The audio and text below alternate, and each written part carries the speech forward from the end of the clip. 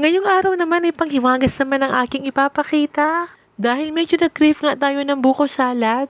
Una ko pala ginawa dito ay nagkayod nga muna ako nitong buko. At ito ang kalahati lang ang ating gagamitin. At pagkatapos nga natin ma-shred itong ating buko, ayan, ilalagay na natin ito sa isang malaking mixing bowl. Ilagay na rin natin itong fruit cocktail na medium size. At maglalagay din tayo dito ng kaong. Siyempre, hindi rin mawawala itong ating nata. At maglalagay din tayo dito syempre ng keso. And last, maglalagay na tayo dito ng isang lata ng creme densada. Ito lang yung ilalagay natin na gatas dahil eksakto na nga yung tamis nito. Mahirap kasi kapag sobrang tamis itong ating salad at nakakaumay kapag ganoon. Hindi rin naman kasi sobrang dami nitong ating salad. Yung eksakto lang, pang ilang araw lang namin. At unahan ko na nga po pala na wala pong magbe-birthday dito sa amin. Cravings lang po talaga namin magluto ng salad. Napakadali at napakasimple nga nitong gawin. Yung medyo mahirap lang yung pagkayod nitong ating buko. Pagkatapos nga natin pagsamasamahin ng mga ingredients ito sa isang mixing bowl, ang gagawin natin di syempre halu-haluin na ito at nang mag-combine all together yung mga ingredients dito. Bago ko pala hinalo itong ating salad, nilinis ko nga muna pala itong ating working area. May mga tulo kasi ng gatas at nakakairita nga itong tignan. Ayan na nga at atin na nga itong hinalo-halo all together.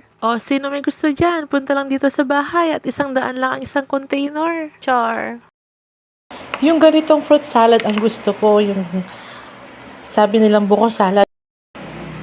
Pag buko salad sa akin, gusto ko talaga yung konti lang yung buko niya. Yung eksakto lang, hindi yung sobrang daming buko na. As in, yung buko lang talaga yung nakikita mo. At iilan lang ang makikita mong fruit cocktail nito.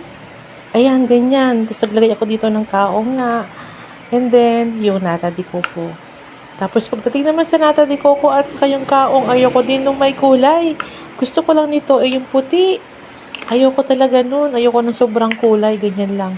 Kung po pwede nga lang, kung may fruit cocktail nga lang na kulay puti, yun ang kukunin ko. Yun ang ilalagay ko. Ayan. Ayan. At isasalin na nga natin ito sa isang container. I'm feeling inside again, 'cause every time I look at you, now we're starting over again.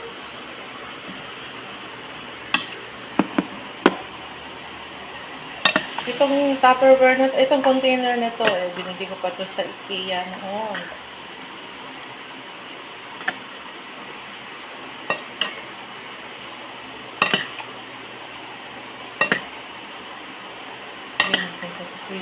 Ilagay natin ito sa freezer para mas yummy.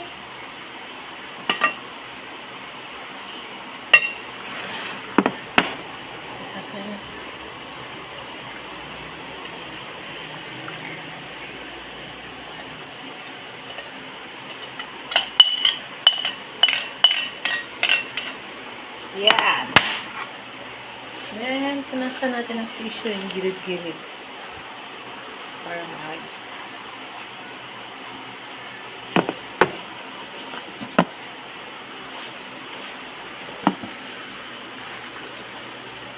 Sagwa.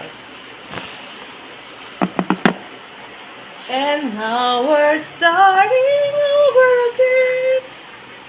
It's not the easiest thing to do. Okay, let's cover it.